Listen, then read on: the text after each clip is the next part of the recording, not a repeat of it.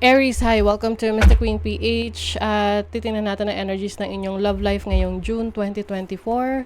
This is a general reading. Just take what resonates. Watch your Sun, Moon, Rising, Venus for other messages. Thank you sa lahat ng mga sumusuporta dito sa ating channel. Just a reminder, gamitin nyo lamang ang reading na to bilang gabay. Pa-follow, like na rin ang ating Facebook, TikTok. Lahat po yan, Mr. Queen PH.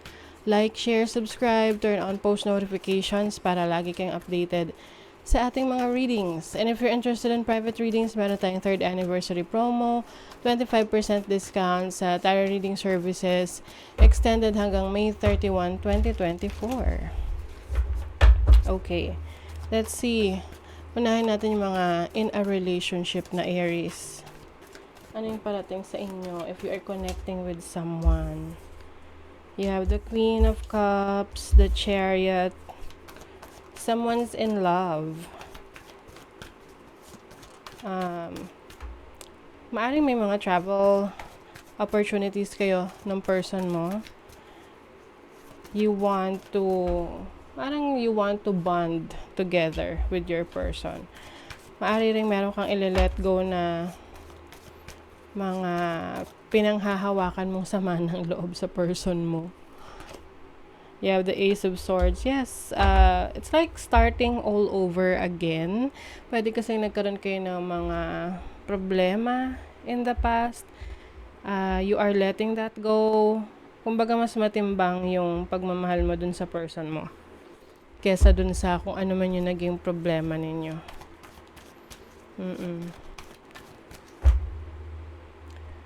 Kumbaga sa ngayon, mas may direction yung relationship ninyo. Pwedeng nagkaroon dito ng reconciliation. With the Ace of Swords, a new beginning, a new mindset when it comes to relationship. 10 of Swords, lahat ng stress, nile-let go mo na. So pagdating ng June, parang you want a new start, a fresh start. Pagdating sa person mo.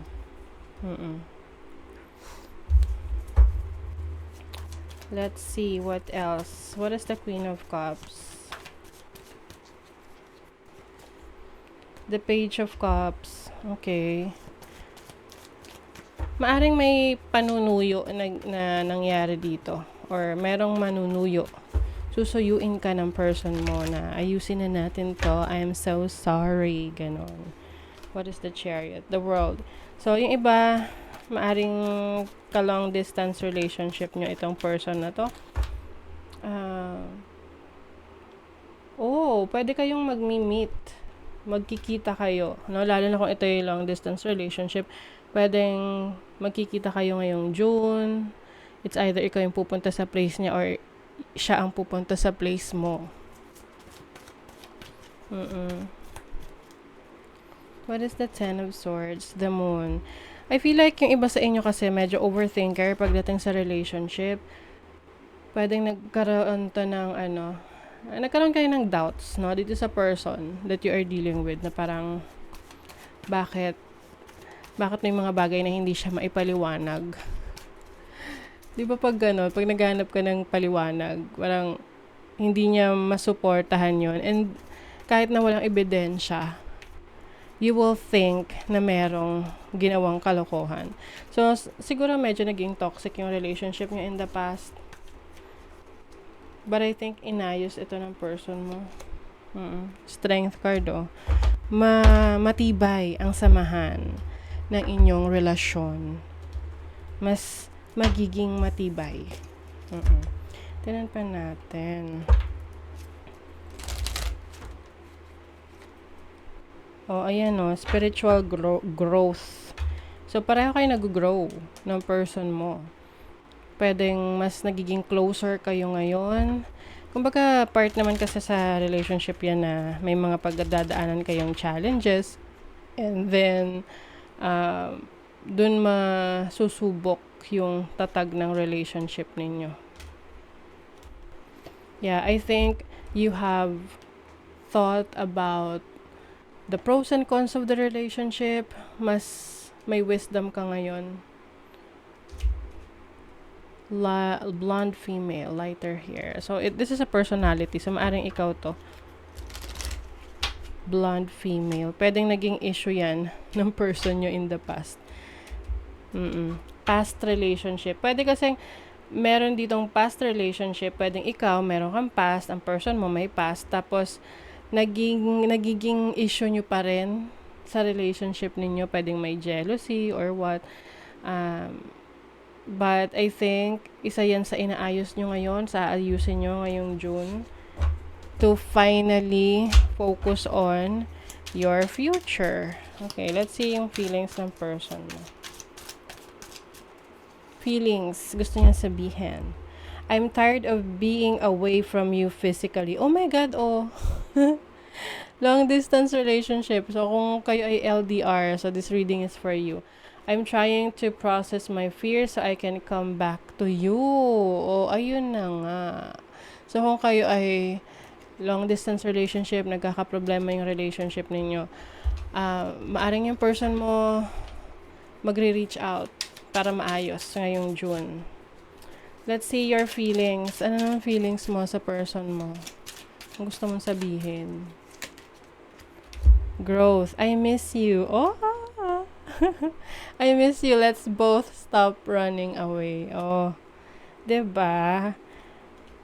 Minsan kailangan ibaba natin yung pride natin at isipin natin yung person na mahal natin, 'di ba? Para maayos ang relationship. Okay, what else? Ano natin? Ano pa? Overall message para sa mga in a relationship na Aries. Look to your inner strength. You are stronger than you realize. Yes, malakas ka. Ayan o. You have the strength card. Malakas ka. You are strong kahit na may mga naging challenges kayo ng person mo, selosan, or parang kulang sa oras, panahon. But you know, if you really love someone, you have to make some sacrifices din, no? And I think itong person mo, hindi niya hayaan na mawala ka sa buhay niya. Oo, kaya gagawa siya ng paraan para ayusin ang inyong connection. So, tingnan naman natin ang ating mga single Aries. Para sa mga single na Aries, message, ano ang energies coming to single Aries. Alam niyo, hindi naman kasi lahat ng single gusto ng relationship, 'di ba? Love life ng mga single. Okay, Queen of Swords. The Justice card. Okay, ang Queen of Swords energy, very cold ito no? So, maaring you've been through a lot in your past. So, ngayon, tinitingnan mo kung ready ka na ba for a relationship. Let's see what else para sa mga single. The Strength card. I feel like marami ka ngayong responsibilities, no? Hindi lang sa sarili mo, but also sa mga taong nakadepende sa'yo. Kaya iniisip mo, carry pa ba? Oh, Eight of Swords. Something is limiting you. Oo. Pwedeng mga overthinking to no? Possible na hindi mo ino-open up yung sarili mo sa iba. Oo. Pwedeng nasa bahay ka lang or hindi, alam mo yung tipong trabaho, bahay, ganon. Wala kang binibigay na time for a romantic connection. Paano nga ba magkakaroon, 'di ba? Kung walang time. Pero may darating ba? Oh, the Death card. Transformation. Alam nyo, it's all up to you kung willing ka. Kasi kung hindi ka willing, then definitely walang mangyayaring pagbabago. It is going to be the same. Two of Pentacles. Very busy kayo Aries. The High Priestess. Maaring merong mga nagkakaroon ng interest or magkakaroon ng interest sa'yo, pero ikaw yung hindi interesado. Some of you, meron kayong mga iba nang ipinupursu sa buhay na feeling ninyo hindi nyo mabibigyan ng oras at panahon yung person kung meron kayong romantic partner. Okay? So, sa ngayon, you are focused on yourself. You are focused on maaring identifying kung ano yung naglilimit sa'yo to go out. Pwedeng trauma from your past. So, if you're not yet ready, then don't. Hindi mo naman kailangang, ipilit ang mga bagay-bagay, 'di ba? Kung hindi ka pa sigurado. But, if you're asking kung merong darating na person, I think wala pa. Kasi hindi ka pa ready. Do something for someone. Give your attention to another. O, ayan. Kung gusto mo na merong person dumating sa buhay mo, you have to give your attention to that person. Okay? Just take what resonates. Kasi kung hindi mo bibigyan ng attention to, wala wala talaga.